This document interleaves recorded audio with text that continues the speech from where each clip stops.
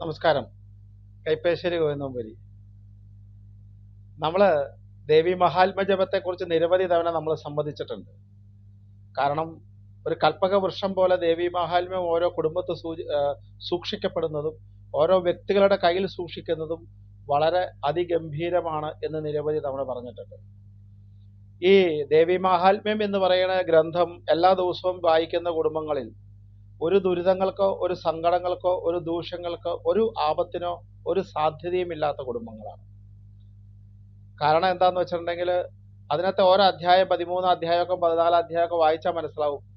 നല്ല കന്യകയ്ക്ക് നല്ല വരനെ കിട്ടാനും നല്ല പുരുഷന് നല്ല സ്ത്രീയെ കിട്ടാനും അത്യുൽക്കടമായ ശത്രുദോഷത്തിന് രക്ഷപ്പെടാനായാലും സമ്പത്തുണ്ടാവാനും ഐശ്വര്യം ഉണ്ടാവാനും തൊഴിലുണ്ടാവാനും സന്തതി പരമ്പരയ്ക്കും എന്താണോ നിങ്ങൾ ചോദിക്കുന്നത്, എന്താണോ നിങ്ങൾ ആഗ്രഹിക്കുന്നത്, എന്താണോ നിങ്ങൾ കേൾക്കുന്നത്, അത് വൃത്തിയായി അതേ രീതിയിൽ അതിൻ്റെ മാക്സിമം അതിൻ്റെ ഏറ്റവും വലിയ അർത്ഥത്തിൽ നിങ്ങൾക്ക് ലഭിക്കാൻ പറ്റുന്ന ഏത് ഗ്രന്ഥമാണ് എന്ന് ചോദിച്ചാൽ അത് ദേവി മഹാത്മ്യമാണ്. കാരണം ആ ദേവി മഹാത്മ്യത്തിന് അത്രയേറെ പ്രാധാന്യമുണ്ട്.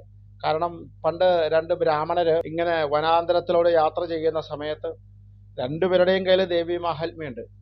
അപ്പൊ അവർ നടന്ന് വിഷമിച്ച് തളർന്ന് അങ്ങനെ നിൽക്കുമ്പോൾ രണ്ട് സുന്ദരികളായ സ്ത്രീകൾ ഈ ബ്രാഹ്മണരോട് ചോദിക്കുകയാണ്, അല്ലയോ ശ്രേഷ്ഠരായ ബ്രാഹ്മണരെ, നിങ്ങൾ വളരെ വിഷമിച്ചു എന്നറിയാം. വിരോധമില്ലെങ്കിൽ ഇന്ന് ഞങ്ങളുടെ ഈ കുടിലിൽ താമസിച്ച് നാളെ രാവിലെ യാത്ര തുടരാം എന്ന് പറഞ്ഞു. അവരെ രണ്ടുപേരെയും വളരെ യഥാവിധി ആനയിച്ചിരുത്തി ഭക്ഷണങ്ങളൊക്കെ കൊടുത്തു, കിടക്കാൻ പറഞ്ഞു. അപ്പോൾ രണ്ടുപേരുടെയും കയ്യിൽ ദേവി മഹാത്മ്യമുണ്ട്. അപ്പോൾ അതിൽ ഒരു ബ്രാഹ്മണനോട് ആ സ്ത്രീ പറഞ്ഞു, അങ്ങ് ഈ ദേവി മഹാത്മ്യം മാറ്റി വെക്കൂ, എന്നാലേ നന്നായിട്ട് ഇറങ്ങാൻ പറ്റൂ. നന്നായിട്ട് ഉറങ്ങണമെങ്കിൽ ദേവി മഹാത്മ്യം മാറ്റി വെച്ച് ഉറങ്ങൂ എന്ന് പറഞ്ഞു. അല്ലെ അങ്ങനെ നിരുത്സാഹപ്പെടുത്തി അത് കൈവയ്ക്കുന്നത്. ആ സമയത്ത് ആ ബ്രാഹ്മണൻ പറഞ്ഞു, ദേവി മഹാത്മ്യം എൻ്റെ മാരടത്തിലുണ്ടെങ്കിൽ മാത്രമേ എനിക്ക് ഉറങ്ങാൻ സാധിക്കുള്ളൂ എന്ന് പറഞ്ഞു. അദ്ദേഹം അത് മാരടത്തിൽ വെച്ചു, കെട്ടിപ്പിടിച്ച് കിടന്നുറങ്ങി. അല്ലെങ്കിൽ അതിനെ ദേവി മഹാത്മ്യം കൈ പിടിച്ചും കിടന്നുറങ്ങി. ആ അർത്ഥത്തിലെടുക്കാം. അങ്ങനെ അദ്ദേഹം അത് കിടന്നുറങ്ങി. അപ്പൊ അത് കഴിഞ്ഞ് ആ സ്ത്രീയെ കാണാനില്ല. അപ്പൊ അത് വേറെ എവിടെയെങ്കിലും കിടന്ന് കാണുമെന്ന് വിചാരിച്ച് ബ്രാഹ്മണൻ സുഖമായിട്ട് ഉറങ്ങി. വെളിച്ചായി എണീറ്റപ്പോൾ പനയുടെ മുകളിലാണ് അദ്ദേഹം കിടക്കുന്നത്. ഇരിക്കുക, പനയുടെ മുകളിൽ ഇരിക്കുക. എന്താ ഇത്? സംശയമായി. അപ്പൊ അദ്ദേഹം അവിടെ നോക്കിയപ്പോൾ താഴെ ഇങ്ങനെ ആൾക്കാരൊക്കെ സഞ്ചരിക്കുന്നുണ്ട്. പന ചെത്താൻ ആള് വരുന്നുണ്ട്. അദ്ദേഹത്തോട് ചോദിച്ചു, എന്താ സംഭവം? ഇത് യക്ഷികളുടെ ആവാസ കേന്ദ്രമാണ്, നിങ്ങളെ ഇവിടെ കൊണ്ടുവന്നിട്ടുണ്ട് യക്ഷിയാണ് എന്ന് പറഞ്ഞു. അദ്ദേഹം അത് വിഷമിച്ച് പനയുടെ മുകളിൽ നിന്ന് താഴെയൊക്കെ ഇറങ്ങി വന്നപ്പോൾ കൂട്ടുകാരനായ വ്യക്തിയുടെ അസ്ഥികൾ മാത്രമാണ് പുറത്ത് കിടന്നത്. യക്ഷി പിടിച്ചു. അങ്ങനെ ഒരു ഐതിഹ്യമാണത്. അങ്ങനെ പറഞ്ഞു കേൾക്കുന്ന ഒരു സാധനം. അപ്പൊ ഞാൻ പറഞ്ഞു വരുന്നത് എന്താന്ന് വെച്ചാൽ, അത്രയ്ക്ക് ആ പുസ്തകം പോലും കയ്യിൽ പിടിച്ചാൽ അത്രയും പവർഫുള്ളായി നിൽക്കുന്ന, അത്രയും അനുഗ്രഹീതമായി നിൽക്കുന്ന ഒരു അനുഗ്രഹയുടെ ഉദാത്ത ഭാവമാണ് ദേവി മഹാത്മ്യം. ദേവി മഹാത്മ്യത്തെ കുറിച്ച് ഞാൻ മുൻ പറഞ്ഞതെല്ലാം ഉണ്ട്. പക്ഷെ ഞാൻ ഇന്ന് ദേവി മഹാത്മ്യത്തിന്റെ പറയുന്നത് എന്താന്ന് വെച്ചാൽ, അല്ലെങ്കിൽ അതിനെക്കുറിച്ച് പറയുന്നത് ദേവി കവചം എന്ന് പറഞ്ഞ ഒരാളുണ്ട്. ദേവി മഹാത്മ്യം വായിക്കുക എന്ന് പറഞ്ഞ ആൾക്കാരുടെ ധാരണ 11 അധ്യായം വായിക്കുക, 9 അധ്യായം വായിക്കുക, അങ്ങനെ ചില പ്രത്യേക അധ്യായം വായിക്കുക എന്ന് മാത്രമാണ്. ശരിക്കും ദേവി മഹാത്മ്യം എന്ന് പറയുന്നത് ആദ്യം തൊട്ട് അവസാനം തൊട്ട് വരെ, ആ 1 തൊട്ടുള്ള അധ്യായം തൊട്ട് അവസാന അധ്യായം വരെ നമ്മൾ വായിക്കുന്നത് അത് പൂർണ്ണമായി വായിക്കുമ്പോഴാണ് അതിന്റെ പൂർണ്ണഫലം കിട്ടുന്നത്. നമ്മൾക്ക് ഗുണമുള്ളത് മാത്രം ജപിക്കുന്നത് മാത്രമല്ല എന്നുള്ളതാണ് അതിൻ്റെ ഒരു വ്യക്തത. അപ്പൊ അതുകൊണ്ട് തന്നെ എല്ലാ ദിവസവും 6 അധ്യായം വായിക്കാം, അല്ലെങ്കിൽ ചില ദിവസങ്ങൾ തിരഞ്ഞെടുത്ത അധ്യായം വായിക്കാം. അതിനകത്ത് വിധാനങ്ങൾ കൊടുത്തിട്ടുണ്ട്. അത് നിർബന്ധമായി ചെയ്യുമ്പോഴാണ് അതിന്റെ പൂർണ്ണഫലം കിട്ടുന്നത്. എനിക്കെന്താണോ ഗുണം അത് മാത്രമേ ഞാൻ ചെയ്യുള്ളൂ, അങ്ങനെയല്ല. ആ ചരിത്രം മുഴുവൻ വായിക്കുമ്പോഴാണ് അതിന്റെ ഗുണം. കാരണം അത് ആ പ്രഥമ അധ്യായം തൊട്ട് വായിക്കുന്നതാണ് അതിന്റെ കേമത്വം. അതിനകത്ത് ദേവി കവചം എന്ന് പറയുന്ന ദേവി കവചം വായിച്ചതിന് ശേഷമാണ് ശരിക്കും ദേവി മാഹാത്മ്യം വായിക്കാവുള്ളൂ എന്നാ പറയാം. എന്താണ് ദേവി കവചം? ശരിക്ക് മാർക്കണ്ഡേയ ഉവാചാൽ ഗുഹ്യം മാർക്കണ്ഡേയ യസ്ത്യഗുഹ്യതമം വിപ്ര സർവഭൂതോപകാരം ദേവാസ്തു കവചം പുണ്യം തച്ഛൃഷ്ണ മഹാമുനി പ്രഥമം ശൈലപുത്രീതീയം ബ്രഹ്മചാരിണി തൃതീയം ചന്ദ്രകണ്ഠേതി കുഷ്മാണ്ഡേതി ചതുർത്ഥം എന്ന് പറയണ ആ തുടങ്ങുന്ന അധ്യായം. അതിനകത്ത് ഇങ്ങനെ ഓരോ നമ്മുടെ മുടി തൊട്ട് നഖം വരെ ഓരോ ഈശ്വരന്മാരെ സംരക്ഷിപ്പിക്കാൻ നമ്മുടെ ഓരോ ഭാഗങ്ങളും ഇന്നെ ഭഗവതി സംരക്ഷിക്കണം എന്നുള്ളതാണ് ദേവി കവചത്തിൽ പറയുന്നത്. അപ്പൊ അതായത് എന്താ കാരണം എന്ന് വെച്ച് കഴിഞ്ഞാൽ, നമ്മുടെ പല്ലിനെ ആയാലും ത്വക്കിനെ ആയാലും നമ്മുടെ രക്തത്തെ ആയാലും മുടിയെ ആയാലും ശരീരത്തെ ആയാലും ബാഹുക്കളെ ആയാലും കണ്ണുകളെ ആയാലും ഇന്ന ഈശ്വരന്മാരെ സംരക്ഷിക്കപ്പെടട്ടെ, അവരാൽ അത് അനുഗ്രഹിക്കപ്പെടട്ടെ എന്ന് പറയുന്ന ദേവീ കവചം ഒരു മനുഷ്യന്റെ പൂർണ്ണ രക്ഷാ കവചമാണ് ദേവീ മാഹാത്മ്യത്തിലെ കവച സ്തോത്രം. അതായത് അതിഗംഭീരം എന്നൊക്കെ പറഞ്ഞാൽ അതിഗംഭീരമായ സ്തോത്രമാണ്. ഒന്നും പറയാനില്ല, ഒരു കാര്യം പോലും പറയാൻ പറ്റില്ല, അത്രയ്ക്കധികമാണ്. നമ്മുടെ ഓരോ അണുക്കളെ പോലും ഇന്ന ഇന്ന ഭഗവതിമാർ സംരക്ഷിക്കപ്പെടട്ടെ, അവരുടെ സംരക്ഷണം കൊണ്ട് പൂർണ്ണമായ ഗുണത്തെ കിട്ടട്ടെ, അവരുടെ അനുഗ്രഹങ്ങൾ കൊണ്ട് പൂർണ്ണമായ ഒരു നന്മയുണ്ടാവട്ടെ, അവരുടെ അനുഗ്രഹങ്ങൾ കൊണ്ട് നമുക്ക് ജീവിതം ഉണ്ടാവട്ടെ, അല്ലെങ്കിൽ ആ അനുഗ്രഹങ്ങൾ കൊണ്ട് നമ്മുടെ മാനസികവും ശാരീരികവുമായ ദുരിതങ്ങൾ മാറട്ടെ, അല്ലെങ്കിൽ അവിടെയൊന്നും അസുഖങ്ങൾ വരാതിരിക്കട്ടെ. അതെല്ലാം ദേവീ മാഹാത്മ്യ കവചത്തിൽ വൃത്തിയായി കൊടുക്കുന്നുണ്ട്. അത് വളരെ വൃത്തിയായി നമുക്ക് വായിച്ചാൽ മനസ്സിലാവും, ഓരോരോന്ന് പറയുന്നുണ്ട്. അപ്പൊ ദേവീ കവചം എന്ന് പറയുന്നത്, ദേവീ മാഹാത്മ്യത്തിലെ ദേവീ കവചം എന്ന് പറയുന്നത് എല്ലാ ദിവസവും നമ്മുടെ ജീവിതത്തിൽ പകർത്താൻ പറ്റുവാണെങ്കിൽ, അല്ലെങ്കിൽ എല്ലാ ദിവസവും ദേവീ കവചം നമ്മൾ വായിക്കാൻ പറ്റുവാണെങ്കിൽ, നമ്മൾക്കുണ്ടാകുന്ന ശാരീരികമായി നിൽക്കുന്ന വിഷമതകൾക്ക് ഒരു പരിധി വരെ അത് പരിഹാരത്തെ നൽകുന്നു.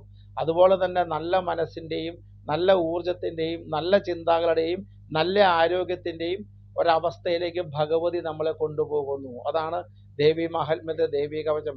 അത് മാരകരോഗം വന്നിട്ട് ദേവീ കവചം വായിക്കുക, അത് അർത്ഥത്തിലല്ല ഞാൻ ഉദ്ദേശിക്കണേ. പക്ഷേ ദേവീ കവചം കൊണ്ട് ശാരീരികമായി നിൽക്കുന്ന വിഷമതകൾക്കും സങ്കടങ്ങൾക്കും മാറ്റം വരികയും നമുക്കൊരു സംരക്ഷണ ഭിത്തി ഒരുക്കുകയും ചെയ്യപ്പെടുന്നു. അതുകൊണ്ട് തന്നെ ദേവീ കവചം അതിഗംഭീരം തന്നെയാണ്. അപ്പോൾ ദേവീ കവചം എന്താ പറയുക, നമുക്ക് ആകെ ഒരു ശാരീരിക വൈഷമ്യം ഉണ്ടാവുക, നമുക്ക് മനസ്സിന് വളരെ നെഗറ്റീവ് ഫീലിംഗ്, അതായത് നല്ല ഊർജമല്ല മോശമായ ഊർജത്തോടുകൂടി മടി ഉണ്ടാവുക, അലസത ഉണ്ടാവുക, അങ്ങനെയുള്ള അവസ്ഥകൾക്ക്, അങ്ങനെ ഉണ്ടാകുന്ന ചിന്തകൾക്ക് നെഗറ്റീവ് ഫീലിംഗ് ഉണ്ടാവുക, നമ്മുടെ കാഴ്ചകൾക്ക് നെഗറ്റീവ്, നമുക്കൊരു ആത്മവിശ്വാസക്കുറവ് വരിക, ഇങ്ങനെയുള്ള സന്ദർഭങ്ങളിലൊക്കെ ദേവീ കവചത്തിൻ്റെ സ്ഥിരമായ പാരായണം നമുക്ക് ഉത്തരോത്തരം അഭിവൃദ്ധി നൽകപ്പെടുന്നതാണ്. ശാരീരികവും മാനസികവുമായി നിൽക്കുന്ന ശരീരത്തിൻ്റെ ആരോഗ്യം തന്നെയാണ് മനോബലം, മനോബലം തന്നെയാണ് ഒരു പ്രവൃത്തിയാനുള്ള ആരോഗ്യം, പ്രവൃത്തിയാനുള്ള ആരോഗ്യമാണ് ജീവിത വിജയം. അതുകൊണ്ട് ദേവീ കവചം എന്ന് പറയുന്നത് നിത്യേന പാരായണത്തിൽ ഉൾപ്പെടുത്താമെങ്കിൽ അതിഗംഭീരം തന്നെയാണ്. കാരണം വെച്ച് കഴിഞ്ഞാൽ നമുക്ക് ഭാഗ്യം ഉണ്ടാവണം, ഐശ്വര്യം ഉണ്ടാവണം, നന്മയുണ്ടാവണം, ശ്രേഷ്ഠം ഉണ്ടാവണം, ഇതൊക്കെ നമ്മൾ പ്രാർത്ഥിക്കാറുണ്ട്. അതിനൊക്കെ ഞാൻ പല വിധാനങ്ങളും പറഞ്ഞിട്ടുണ്ട്, അല്ലെങ്കിൽ പറഞ്ഞു തന്നിട്ടുണ്ട് നമ്മൾ സംവദിക്കുമ്പോൾ. പക്ഷെ ഇതെല്ലാം ചെയ്യാൻ എന്താ പറയുക, പണ്ട് ആരോ പറയാറുണ്ട്, ചുമരുണ്ടെങ്കിലേ ചിത്രം എഴുതാൻ പറ്റുള്ളൂ. പൂർണ്ണമായ സംരക്ഷണത്തെ, പൂർണ്ണമായി നിൽക്കുന്ന ദുരിതങ്ങളിൽ നിന്നുള്ള മോചനത്തെ, ശാരീരികമായി നിൽക്കുന്ന എല്ലാ വൈഷമ്യങ്ങളെ, മാനസികമായി നിൽക്കുന്ന വൈഷമ്യങ്ങളെ, മനോദുഃഖങ്ങളെ, മാനസികമുണ്ടാകുന്ന ഉത്കടമായ സങ്കടങ്ങളെ പൂർണ്ണമായി സംരക്ഷിക്കാൻ പറ്റുന്നതാണ് ദേവീ കവചം. അത് ഒരാവർത്തി അർത്ഥം ഒന്ന് ഇരുത്തി വായിച്ചാൽ മനസ്സിലാവും.